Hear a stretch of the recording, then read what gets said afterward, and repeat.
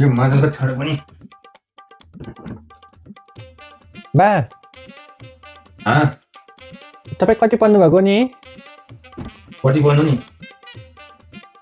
राम्रो पढ्नमा धेरै पढ्न पाइएन त्यही एसएलसी पास गरेको नि हो र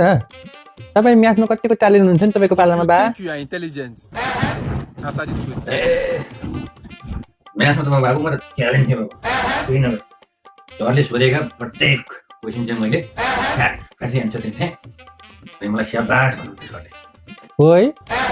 उसो भए एउटा प्रश्न सोध्छु है पा तपाईँलाई म्याथको हो क्या गणितको सोध्न सोध